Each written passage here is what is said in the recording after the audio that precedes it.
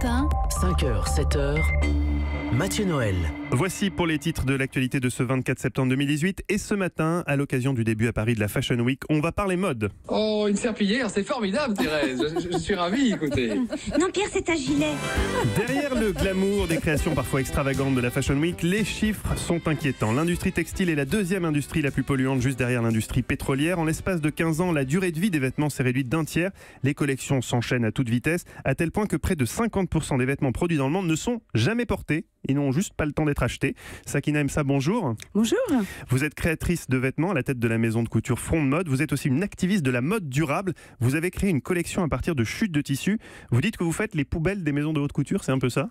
Oui, absolument. Alors ma maison de couture s'appelle Sakina Emsa et j'ai ouvert un magasin qui s'appelle Front de Mode. D'accord. Et effectivement, depuis quelques années, depuis que j'ai démarré, j'ai eu un modèle économique un peu particulier puisque je me suis rendu compte très tôt qu'il y avait une espèce de gâchis incroyable et j'ai réussi là aujourd'hui à avoir des accords avec des maisons de couture raisonnables qui acceptent que j'aille racheter les restes des stocks de fin de saison. Et ça part d'un constat que vous avez fait sur le gaspillage monstre dans cette industrie. Ça part d'un constat que j'ai fait il y a à peu près une dizaine d'années et aujourd'hui les maisons de couture réfléchissent beaucoup à ça.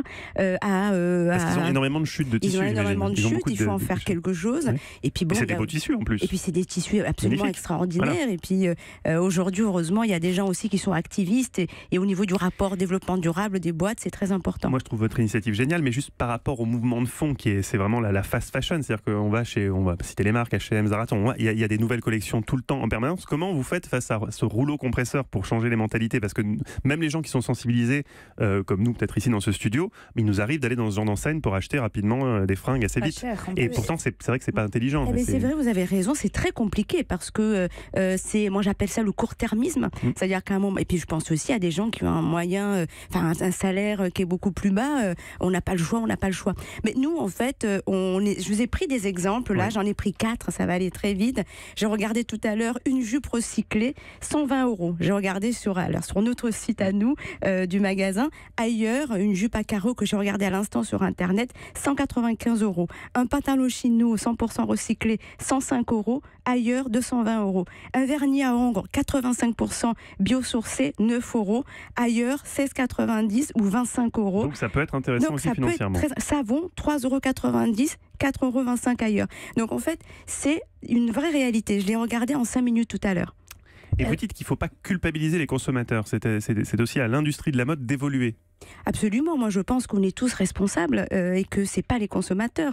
En plus on a la chance d'avoir des consommateurs et donc aujourd'hui l'industrie de la mode se pose des questions et les bonnes questions est en train de transformer. En moyenne une personne achète 60% de vêtements en plus qu'il y a 15 ans et les conserve moitié moins longtemps. Oui, c'est ça. Ça c'est quand même incroyable. Sakina, comment on peut savoir qu'un vêtement a été fabriqué dans des conditions sociales correctes? C'est très compliqué ça aussi, c'est une très bonne question. Il n'y a pas des labels ou des... Il existe des labels. Moi par exemple il y a un label auquel je crois beaucoup, c'est le label GOTS par exemple, pour vous donner un exemple.